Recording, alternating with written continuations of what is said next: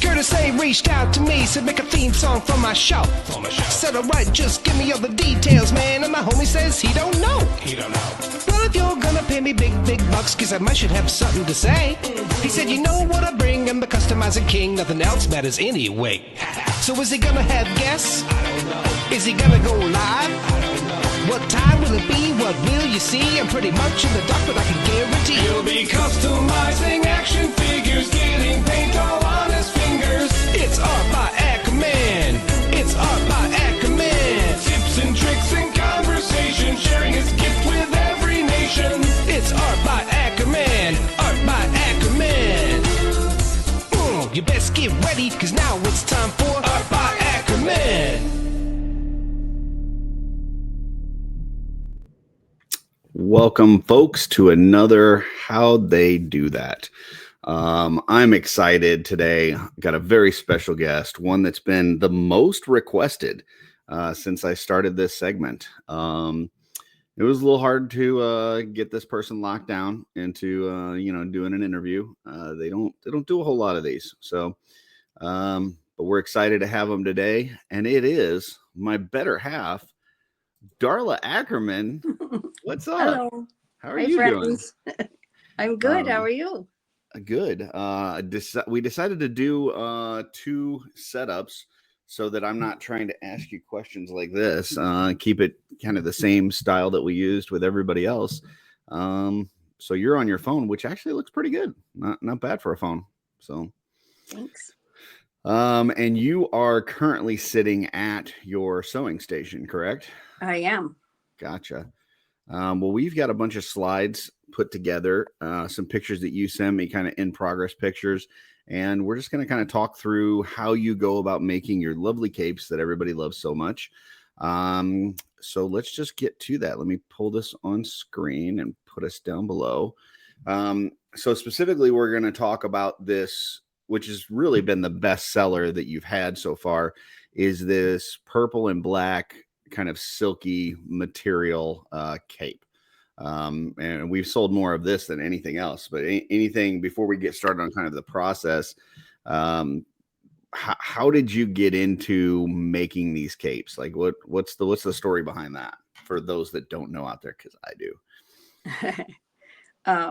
Curtis was asking for, or he was buying capes for some of his figures, and he got one in, and I looked at it and I said, I could make these for you. And so I made, the first one I made was for Curtis. I forget which figure. Do you remember?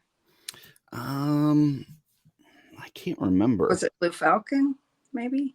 I think it was. I think the Blue Falcon that I gifted to Ryan Gonzalez might be the first one. Yeah. And then people saw it and wanted them. So I said, yeah, I could do that. And cool. That's how we started. Well, let's kind of go through a little bit of, trade secrets here and kind of talk about how you go about doing this. So this is the cape in question. I've seen it used a lot on skeletons, vampires, especially with obviously Alithia colors, or, purple and black works out well. But even just other things. I mean, obviously there's a purple movement of sorts for some reason in the community. Yes, I've heard of that. Yeah. So this, that has, I think, also maybe increased the popularity of this cape. But yeah, let's just kind of take a look. So this is, the first steps, I guess. Talk to us about what we've got going on here. Well, the one on the left of the screen is, I didn't know I was supposed to be taking pictures as I made it for you. So okay. I had already taken 2 fabrics, the black on the other side and the purple, and they're right sides together. And I've sewn around the edge, except at the bottom, the curved part, it's an opening of about 3 inches. Okay. 3 or 4. And then you flip it inside out. The one on the right is flipped, and I ironed the edges. Okay. So you can see the opening down at the bottom where it sticks out a little. Gotcha. So then what do we got? This is the opening that you would go into to flip it? That's just showing the opening. Gotcha. Okay. And then this has probably been the most frequently asked questions when it comes to your capes. Because I know, no shot against anybody else that makes soft goods, whether it's the Four Horsemen themselves or other soft good manufacturers. But I know it's getting the right gauge of wire seems to be a difficult thing for a lot of folks. Like either it's just a little bit too small where it doesn't hold its shape, or it's a little bit too big to where it kind of either snaps or it like gets a kink in it and you can't get it out. So tell us a little bit about this wire that you're using and how you settled on this one. We tried a few different ones, and my husband was the one who told me that if it was too thick or too thin. And this one, 22 gauge, these I get at Hobby Lobby, and I just like this weight. It holds its shape. It's not too heavy and it's not too thin. 24 is also good. It's a little thinner, and that's what I use in the hooded capes. I'll use the 24 on the hood and the 22 around the cape. Yeah, I think we noticed on the hoods, because it's a smaller section, if you have that thicker wire, it's hard to kind of it looks goofy. Yeah, it looks a little stiff. So okay. So then you looks like you're starting to use this wire. So tell us a little bit about this process. How does this work? I don't have a length, like I don't know exactly the length. I actually will take the wire and put it around the edges and like bend it at the corners, so I have a skeleton shape before I put it in the cape. Okay. And then you go to the opening, and I always start with one of the corners, the points on the edge of the cape, stick that in and just work it all the way around inside and pin it as you go. Oh, the end. I forgot. You have to, once you get it inside there where you want it, then you have to take the two ends. And I've been using, they're called crimp beads. I think we've got a picture of that. Is that this right here? Okay. Yeah, I think I can't read it, 2 millimeter, I think. So you put those on one side of the wire, and then you take the other wire and put them through. I've been using 2 and kind of spread them apart, like maybe an inch or so. Yeah, I know I've seen on other capes, from whether it's directly from toy companies or whatever, where like the wire just comes down and it just comes to a stop. It's not connected, and so then sometimes it like pushes through the fabric and things like this. So by doing this, you're making this one solid wire that goes through the whole thing. Yes. Okay. And the pins are just to hold that in place when you get ready to start sewing it, so that it's at the edge. Okay. Yeah, because it's, especially with the satin, it's very slippery and it'll slide. So yeah, you got to pin it in where you want it. Okay. So then it looks like we got a little tool here. What do we got here? If you use the crimp beads, or they have crimp tubes also, which are a little thinner, you need this tool or one like it. It's just, it crimps it. It pushes it down on the wire so it stays put. Okay. And then I'm guessing on the right there, that's just a fully wired cape ready to be sewn. Yes. Okay. Beautiful. So yeah, tell us a little bit about that process. I use, if you can see on the sewing machine there, I found that if you use a zipper foot to sew it, it works better, because if you try to use a regular foot, half of it's sitting on the wire and half is off, and it's too lopsided. So you just sew whatever edge you want. If you want it close to the edge or further apart. As you can see, I do it like as close as I can get to the wire without, don't hit that wire with your needle or it'll break one of them. Okay. So you're trying to get as close as you can without hitting that wire. Yeah. Okay. And if you do hit the wire, then what happened? Like, I know you've had instances in the past where a wire is broke. So then what do you do? Oh, then you get your little seam ripper and you rip out all your stitching and you pull out that wire, because now it's broken, and you start over with the skeleton. Okay.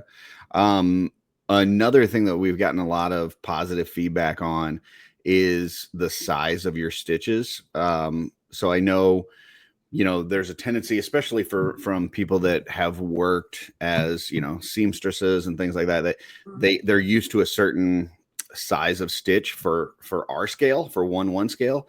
So when you're making something that's 1/12 scale or even 1/6 scale, obviously you want the stitches to be a little bit smaller so it looks like it was done in their world. And your stitches are really close together. So is there a certain trick or style, or how do you do that? I don't know the actual measurement of it, and I've got a brother sewing machine. We can put it in the comments maybe later. I can Okay. like measure it and see what I've got. But I love this machine. We got it at Walmart. It was on sale somewhere around a Christmas time a couple years ago, and I love it. It's just like a setting on the machine that makes the stitches that close. Yeah, it's just, I mean, every machine has it, but I don't know that this one is going to be the same as a Singer or a Bernina or something. So Gotcha. Okay.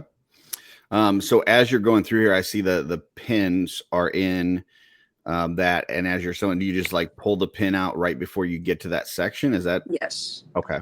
You don't let it go under the zipper, under the foot. This is actually fun because I don't know all the steps of this. So like I'm actually learning how you've done this. So this is a little insight into how these capes are made. So I'm really enjoying this. All right. So tell us what we got here. Also on this brother machine, we've got, I've got a zipper foot. I mean, not a zipper foot. I'm sorry. That's the buttonhole.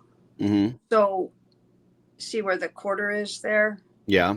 You put whatever size button you want the buttonhole to be for, and you put that in there and then attach it where the foot goes, and it'll make one.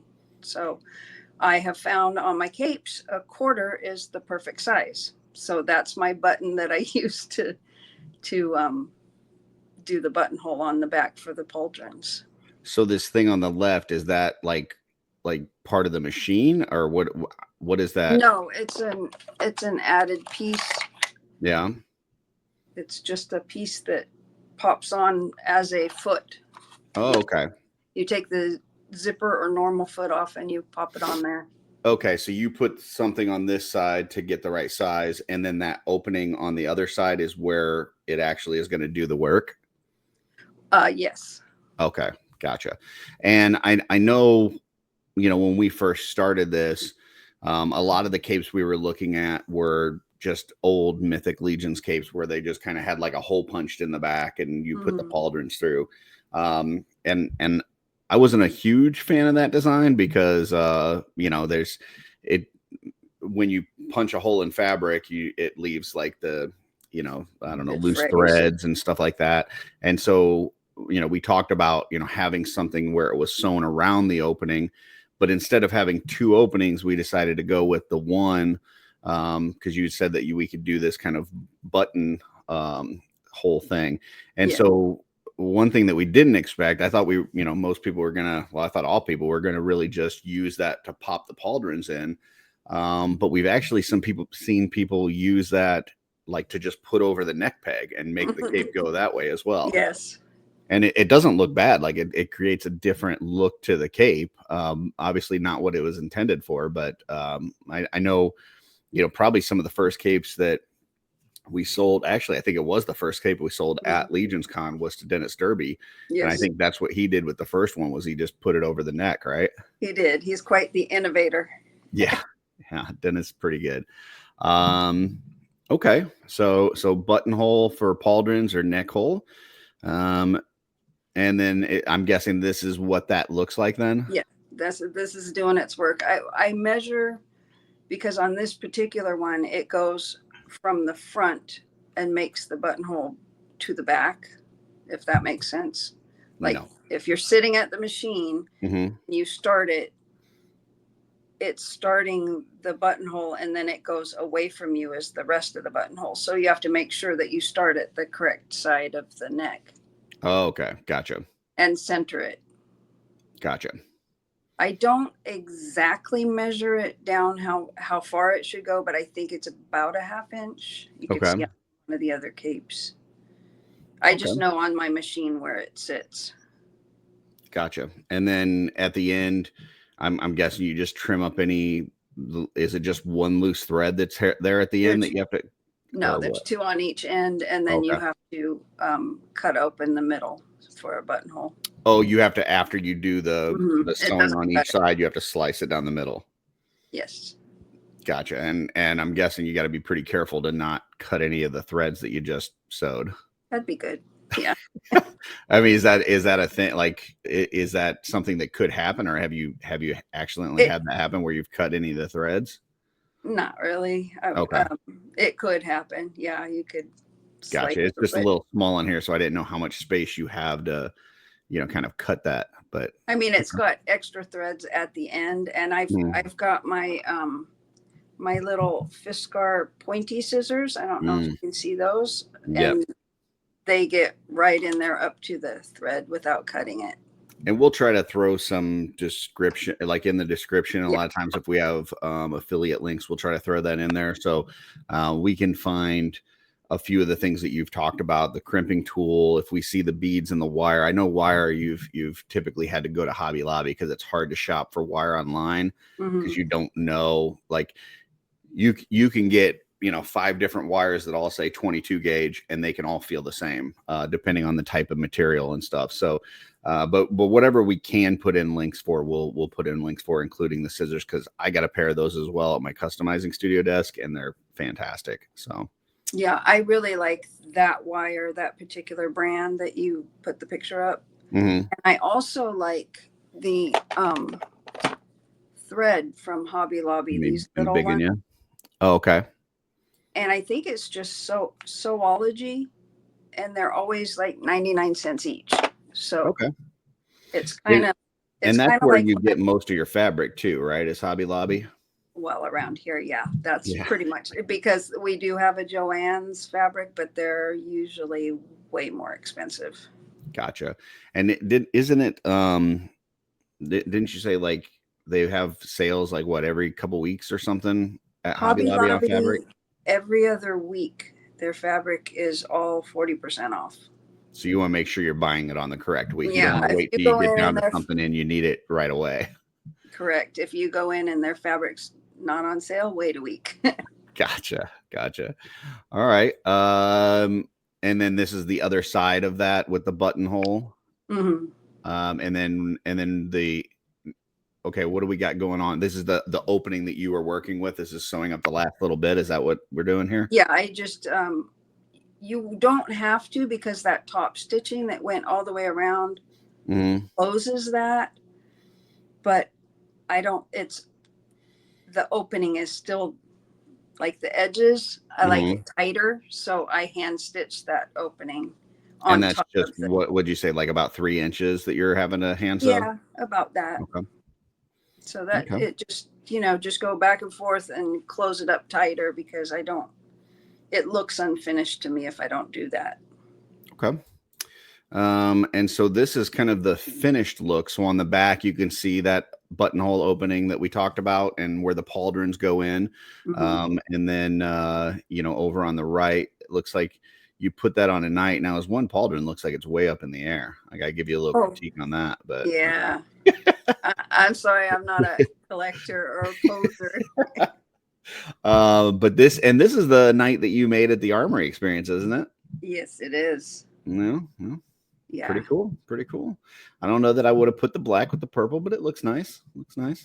Yeah. Well, that's why it's mine. There you go.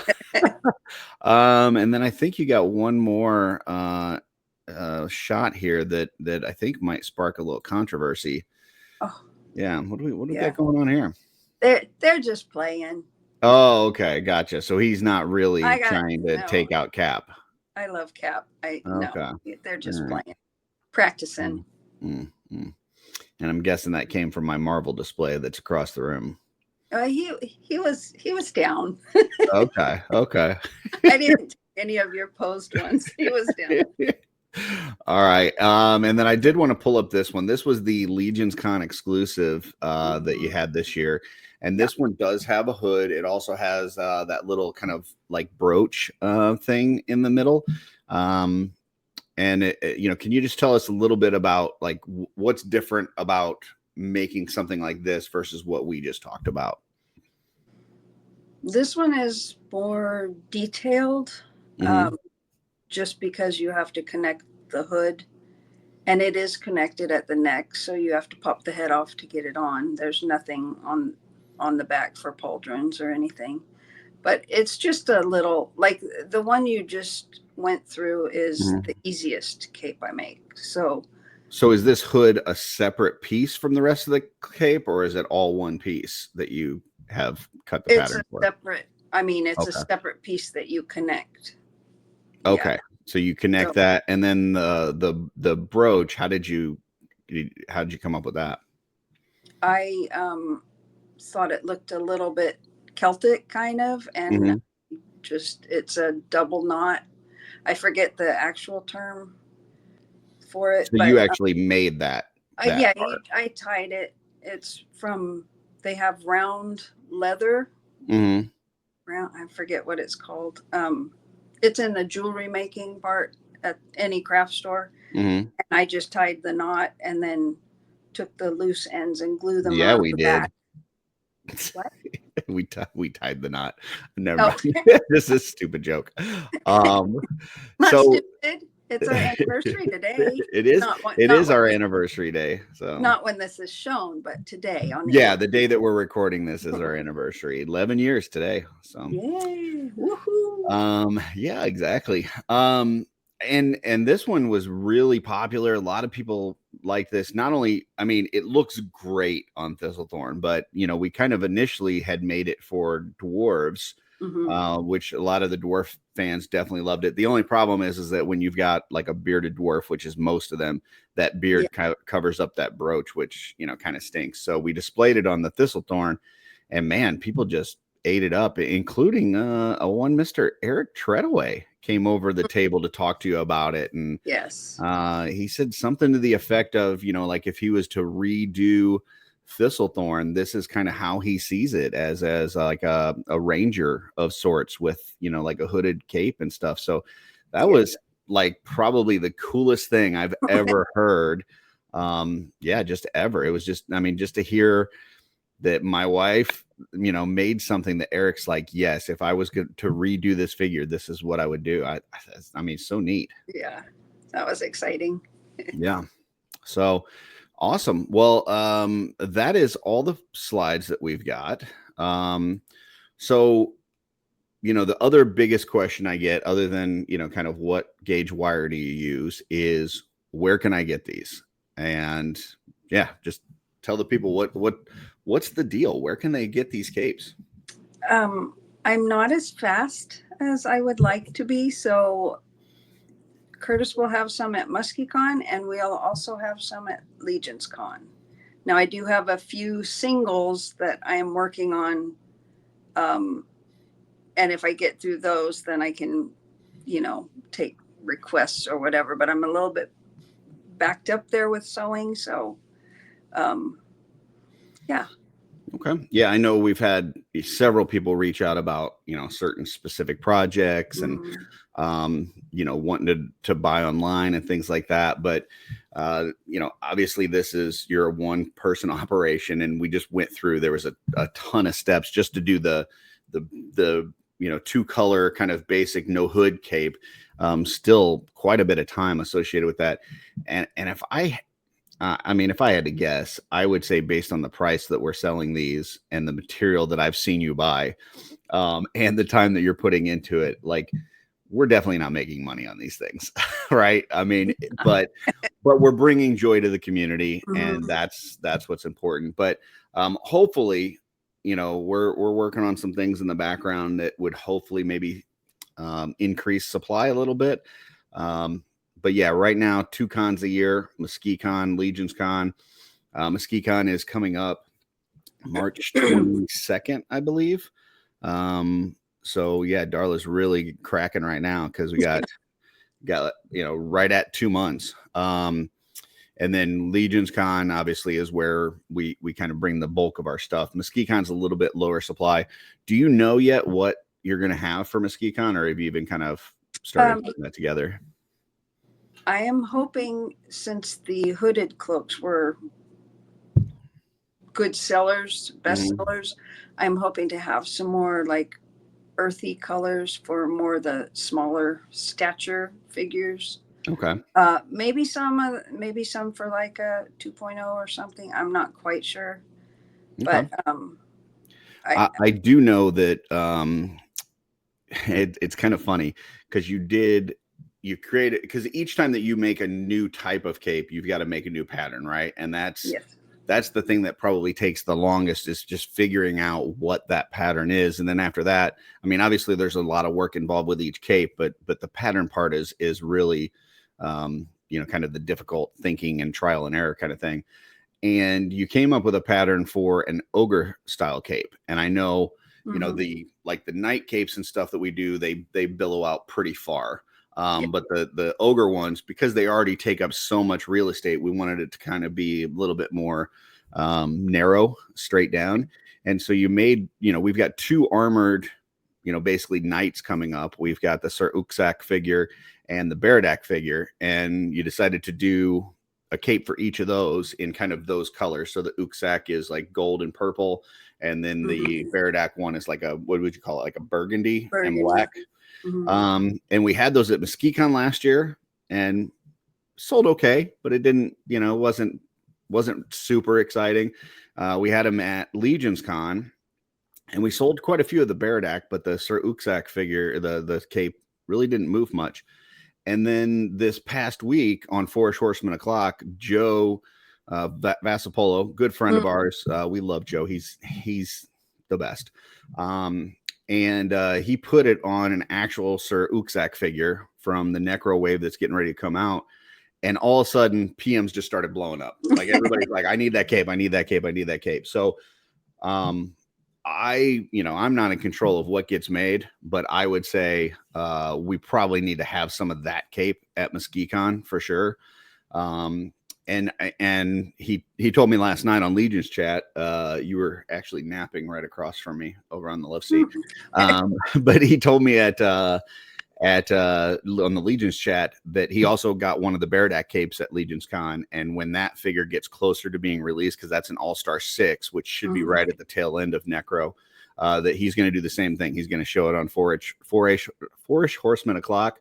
And I would expect kind of the same excitement. And like I said, that one sold pretty well at Legion's Con anyway. I think once people see that on a figure, I think that cape on that figure is going to look amazing. So yeah, if my 2 cents is worth anything, I would say probably a good idea to have both of those ogre capes ready for Mesquite Con if you got time.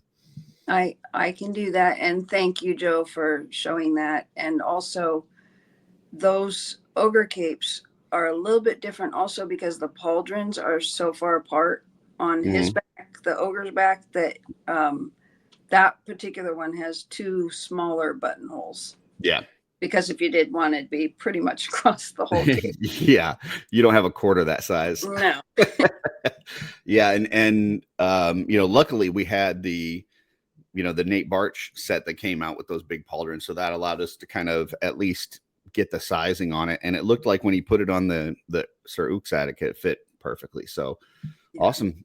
So at Mesquite Con, hopefully ogre capes. I'm guessing you said some sort of earthy, maybe hooded cape. And we got to have purple black, right? Like, that's our best seller. We got to have that one. Okay. So. Okay. Now I'm getting even more behind. So we'll shoot for those 4 capes at least. Hopefully we can have some other things, but I also know that you're working on some special projects for some dear friends of ours that, is definitely taking up some time too. But like I said, hopefully we're working on some things behind the scenes that would maybe help increase the supply. Cause right now the demand is way higher than the supply is. And typical economics would say if your demand is higher than your supply, you need to raise your price, but we're not going to do that. We, typically at our cons, if you're wanting to know, it's usually $20 for the first cape and it's $15 for each additional. And that's kind of what we keep that at.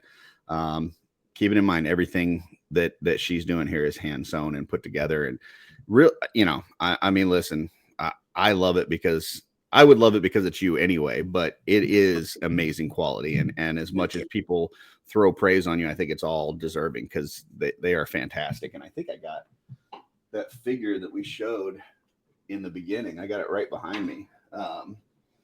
So yeah, here's that figure as I try to break my beak off. So here's that figure. I'll just kind of big of myself here. Oh, no, we don't want to do that. I don't want Darla off the screen.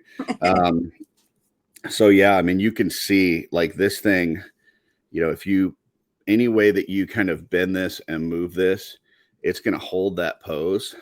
But it still looks natural. It still looks flowing. There's nothing.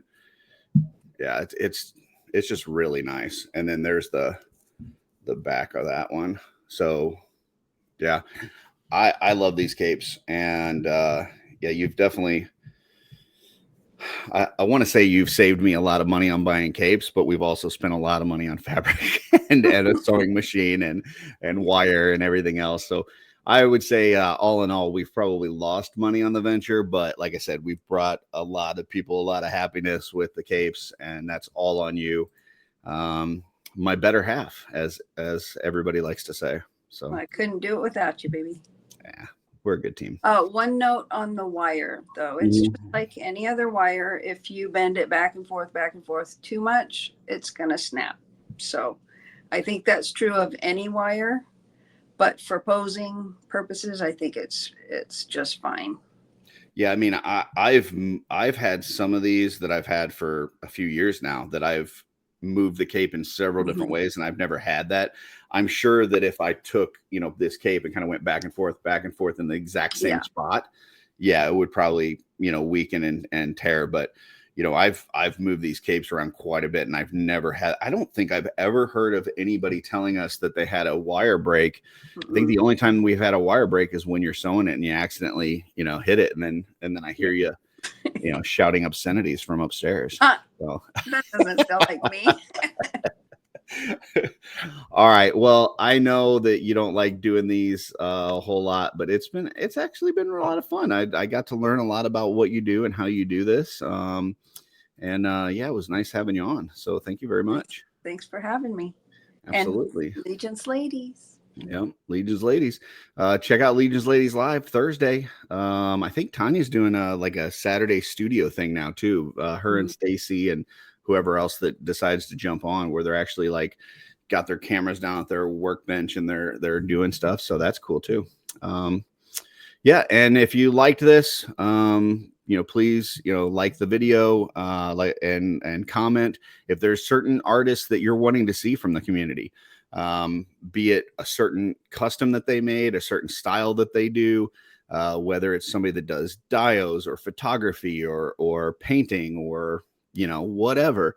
Throw that in the comments. I'll reach out to those folks and see if they're willing to come on and share some of their secrets. So this is just an amazing community of people that are willing to talk about that stuff. There's a lot of communities where they'd be like, no, that's this is my side hustle or whatever, and you're not going to mess with that, and I've got to keep these things to myself. But that's not what I found with this community, and especially as I've been doing this How'd They Do That segment. People have been coming on and just telling like, hey, here's exactly the paints that I use. Here's all the steps that I do. And, if that encourages somebody to get into it, great. And we've definitely seen some of that. So anywho, appreciate you being on. I am going to throw you backstage. I'm not going to throw you. I'm going to gently place you backstage. I'm going to close out the show, and then I will see you in just a few minutes. So okay. Bye, everybody. Right. See ya. All right. So that's another How They Do That.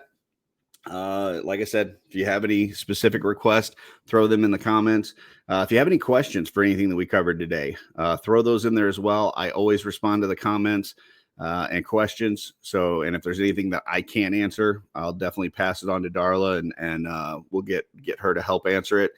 And if you make something, if you picked up something in this video and encourages you to make something, or if you've bought one of Darla's capes and you've put it on a figure and you go and show it off, make sure you tag us so that we can see what you came up with. We love that stuff. So, and until next time, keep creating, folks.